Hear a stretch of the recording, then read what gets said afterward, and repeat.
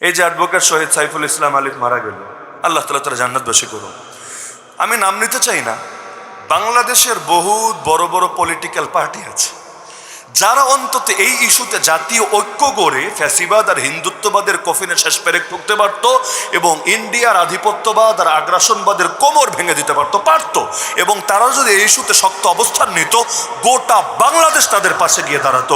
এই যে গতকাল যেমন মিছিল হয়েছে, শিবিরের ছেলেরা মিছিল করেছে চিটাগং, আপনি লোক দেখলে অবাক হবেন যে শিবিরে পুরো বাংলাদেশে এত লোক নাই যেই পরিমাণ লোক তাদের শুধু এক মিছিলে হয়েছে। কি বুঝলেন? যারা মিছিলে গিয়েছে সবাই শিবিরের ছিল না। যখন দেখেছে মিছিল হচ্ছে, প্রতিবাদী মিছিল, মানুষ এটা চিন্তা করে নাই মিছিলের ডাককে দিয়েছে, মানুষ শুধু চিন্তা করেছে প্রতিবাদ আমাকে জানাতে হবে। বিষয়টা এমনই, মানুষ সবসময় দল বোঝে না। এই শহীদ সাইফুল ইসলাম আলিফ সে নিজেও তো জামাতের কর্মী ছিল, তো কি হয়েছে? সে মারা গিয়েছে বলে আপনি দুঃখ করতে ভুলে গিয়েছেন, আপনি শোক প্রকাশ করা থেকে বিরত থেকেছেন? না, মুসলমানের রক্ত যখন ঝরে, মুসলমান কে কোন দলের এটার তখন আর হিসাব থাকে না, বরং তার রক্তের প্রতিটা ফোঁটার বদলা নেওয়া উম্মতের জন্য অনিবার্য হয়ে ওঠে। তো যেই সুযোগটা তারা নিল, এই সুযোগটা তোমরা তো আরো বড় দল, তোমরা কেন নিলা না? প্রশ্ন আসবে না, তোমরা কেন নিলা না? তোমরাও তো অ্যান্টি ইন্ডিয়ান রাজনীতি করতা, তোমরাও তো হিন্দুত্ববাদের বিপক্ষে বলতা, কেন বললা না? এমনকি আজকে বাংলাদেশের প্রায় সব ইসলামী দল দাবি তুলেছে সরকারের কাছে ইসকনকে নিষিদ্ধ করতে হবে। সবাই গণহারে এই সমমনা ইসলামী দলের ব্যানারে আগামীকালে জুমার দিন বাইতুল মোকাররমের উত্তর গেটে সমাবেশের ডাকও দিয়েছে। এই যে দাবিটা তুললো ওই দলটা, আমি নাম নিতে চাই না, বারবার বলছি, এই পলিটিক্যাল পার্টি, কিন্তু নাম না বললেও যারা বোঝার ঠিকই বুঝে ফেলবে, তারা বলছে না না না না, ইসকন নিষিদ্ধ করা ঠিক হবে না, এর সাথে আমাদের দ্বিমত আছে। কেন রে ভাই? একটা বিবৃতি দিতে পারো না মাজলুমের পক্ষে, মাজলুমের কবরটা জিয়ারতে যেতে পারো না, জানাজায় যেতে পারো, দাবি ওঠে, এর সাথে একমত হতে পারো না। আসলে রাজনীতি কি করো জনগণের জন্য, নাকি রাজনীতি করো দিল্লিরে খুশি করার জন্য? প্রশ্ন আসে নাকি আসে না? কিন্তু বাস্তবতা এটাই, এই বাংলাদেশে জনগণরা নিয়ে কেউ চিন্তা করে না। যদি করতো, কাদিয়ানিরা অমুসলিম ঘোষণা করলে ভোট কি কমতো? আরে আপনারা বলেন না গফরগাঁওয়ের মুসলমানরা ভোট কমতো? যে আমাদের তো অন্তত এই দেশের মুসলমানদের ঐক্যবদ্ধ হওয়া দরকার ছিল, কারণ এতকাল তো কারো পায়ের তলায় মাটি ছিল না, সবাই তো কম বেশি জুলুমের শিকার হয়েছিল। বলবেন সবাই কিভাবে? জিনিসের দাম বাড়লে আপনার লস হয় না? আরে আপনি যেই দল করেন না কেন, যখন দুর্নীতির কারণে, দুঃশাসনের কারণে, মেগা প্রজেক্টের নামে মেগা দুর্নীতির কারণে যখন দ্রব্যমূল্য ঊর্ধ্বগতি হয়, তখন কিন্তু আপনারও কষ্ট হয়। যখন বিভিন্ন লাইনে জুলুম ছড়ায়া যায়, এর কারণে আল্লাহ তাআলা আসমান থেকে বৃষ্টি বর্ষণ বন্ধ করে দেন, জমিনের বরকত কেড়ে নেন, তখন আপনি যেই দলের হন না কেন আপনারও কিন্তু কষ্ট হয়, স্বাভাবিক ব্যাপার। তো এই যে এতকাল ধরে কাদিয়ানীদের নিষিদ্ধ করলো না, আমারে বলেন কাদিয়ানীদের নিষিদ্ধ করলে ভোট কমতো না বাড়তো?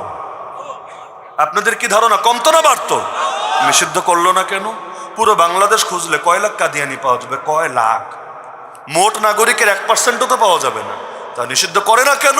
তার মানে নিষিদ্ধ করলে ইংল্যান্ড নারাজ হবে, নিষিদ্ধ করলে জাতিসংঘ বেজার হবে, নিষিদ্ধ বাদ দেন, অমুসলিম ঘোষণা করলেও আমেরিকার ল্যান্সে আগুন ধরবে। এজন্য যতই আন্দোলন করেন, যতই রক্ত ঝরান, লাভ নাই, ওদের কিচ্ছু করা হবে না। আচ্ছা, পতিতলয় বন্ধ করে না কেন? আমাদের প্রধানমন্ত্রী, আমাদের রাষ্ট্রপতি, আমাদের বড় বড় মন্ত্রী, এরা কি পতিতলয়ে যায় নাকি? যায় না। যদি না যায় বন্ধ করে না কেন? এগুলো তো আপনারাও পছন্দ করেন, এই দেশের অধিকাংশ নাগরিক পছন্দ করে না, তাহলে বন্ধ করে না কেন? কারণ কিন্তু একটাই, বন্ধ করলে ইউরোপ নারাজ হবে, আমেরিকা নারাজ হবে, জাতিসংঘ নারাজ হবে, ইসরায়েল নারাজ হবে।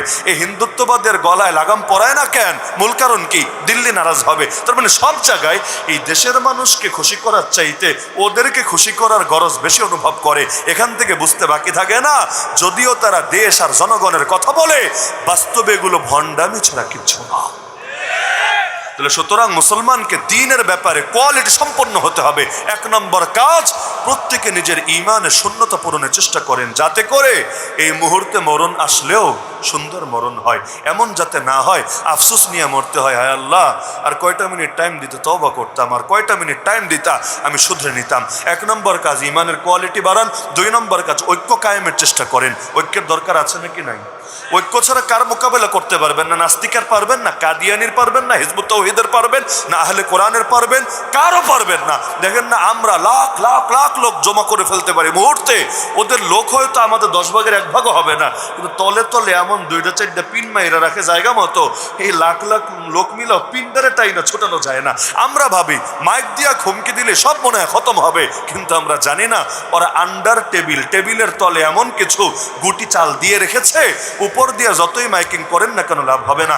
ইসকন কয়দিন মাইক ফাটিয়েছে, খ্রিস্টান মিশনারিগুলো যে প্রতি বছর লাখ লাখ মানুষের খ্রিস্টান বানায়, কবে ফেসবুকে পোস্ট করেছে, ইউটিউবে এগুলো ভিডিও করে করে ছেড়ে জাতিকে জানিয়েছে। আমার কাছে এসে একজন কালেমা পড়লে আমি তো 1 বছর পর্যন্ত ফেসবুকে পোস্ট দিতে থাকবো, দেখ আমার বুজুর্গি দেখ, আমার কামালিয়াত দেখ, আমার এইটা দেখ সেইটা দেখ, এই দেখ আমার কাছে এসে কালেমা পড়ে মুসলমান হয়েছে। তার মানে ওদের কাছে দেখা যায় কাম সব করে ফেলে, কিন্তু এগুলো কত হাইলাইট করে না, জনগণ জানতেও পারে না। ইসকনের নাম কবে শুনেছেন বলেন দেখি? 2 বছর আগে, 4 বছর আগে, 6 বছর আগে সর্বোচ্চ, এর চাইতে বেশি কিন্তু কেউ বলতে পারবেন না। হুজুর 20 বছর আগ থেকেই জানি, 10 বছর আগ থেকেই জানি, বলতে পারবেন না। অথচ এই সংগঠন প্রতিষ্ঠা হয়েছে সেই কবে 50 বছরের বেশি প্রায় হয়ে গেছে। এমনকি পৃথিবীর 10টার চাইতে বেশি দেশে ইসকন নিষিদ্ধ, আপনি তো জানেনই না। তাহলে দেখা যাচ্ছে তলে তলে কাজ করতে করতে সব জায়গায় ঢুকে গেল, সব জায়গায়। গত বছর মনে থাকার কথা, ইসলাম শিক্ষা বইয়ের মধ্যে পর্যন্ত মূর্তির ছবি ঢুকিয়েছিল, মনে নাই? মানে কোন পর্যন্ত হাত পৌঁছে গিয়েছে, যেটা অধিকাংশ মানুষ চায় না ওইটারে পর্যন্ত শিক্ষা সিলেবাসে ঢুকিয়েছে। শরীফা হয়ে যাবে, এটাকে এই দেশের মানুষ চায় না, কিন্তু এই সমস্ত নোংরামি পর্যন্ত শিক্ষা সিলেবাসে ঢুকেছে। এখনো সরকারে যারা আছে, প্রশাসনে যারা আছে, কয়জন আপনাদের কথা শোনে আর কয়জন কাফের মুশরিকদের কথা শোনে? যদি না শোনে, ওদের লোকগুলো সেখানে গিয়ে ঢুকলো কেমনে, চিন্তা করার বিষয় না? তার মানে আমাদের ঐক্যে বড় ঘাটতি আছে, কোয়ালিটিতে বড় ঘাটতি আছে। আমরা বাজাই বেশি, কাম করি কম, খালি কলসি বাজে বেশি। এজন্য এবার আমাদেরকে ভরা কলসি হতে হবে, দ্বীনের জন্য ঐক্যবদ্ধ হতে হবে। পারবেন না ইনশাআল্লাহ? দ্বীনের মূল বিষয় তো আর দ্বিমত নাই, যত দলাদলি থাকুক, যত ভাগাভাগি থাকুক, সুদ দূর করতে হবে, দ্বিমত আছে। বেশ্যাখানা বন্ধ করতে হবে, দ্বিমত আছে। মুসলমানের জন্য কোনো মদের বারের লাইসেন্স দিয়ে খোলা রাখা যাবে না, কোনো দ্বিমত আছে। আল্লাহর জমিন আল্লাহর আইনে চলবে, কোনো দ্বিমত আছে। এইরকম মূল বিষয়গুলো আপনি তুলে দেখেন না, কোনো দ্বিমত নাই। দ্বিমত যদি নাই থাকে, এই বিষয়গুলো একসঙ্গে আদায় করে নিতে পারছে না কোন দুঃখে। ঘরে 4 ভাই থাকলেও 4 রকম মত থাকে না, মাঝে মাঝে ঝগড়াঝাটিও লাগে। তো পর যদি ঘর দখল করতে আসে, তখন কিন্তু কেউ বসে থাকে না। তো গোটা বাংলাদেশের অস্তিত্বই তো হুমকির মুখে।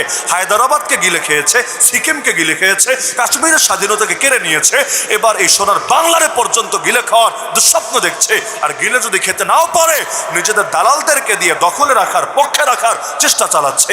এখন যদি ঐক্যবদ্ধ না হন, ঐক্যবদ্ধ হবেনটা কবে? গোলাম হওয়ার পরে, নিজের স্বাধীনতা হারানোর পরে? এখনো তো আল্লাহর কথা বলতে পারছে আলহামদুলিল্লাহ, এখনো তো মসজিদ মাদ্রাসাগুলো টিকাতে পারছে আলহামদুলিল্লাহ, কিন্তু দখলে যাওয়ার পরিণতি কি হবে বুঝতে পারেন? কয়টা মসজিদ টিকবে, কয়টা মাদ্রাসা টিকবে, কয়টা মাহফিল হবে দেশের ভেতরে, ভাবতে পারেন? সুতরাং এখন ঐক্যবদ্ধ না হলে আর পরে ঐক্যবদ্ধ হয়ে লাভ নাই। সুতরাং যে দলের হন, যে মতের হন, আসেন ইসলাম রক্ষায় ঐক্যবদ্ধ হয়ে যায়।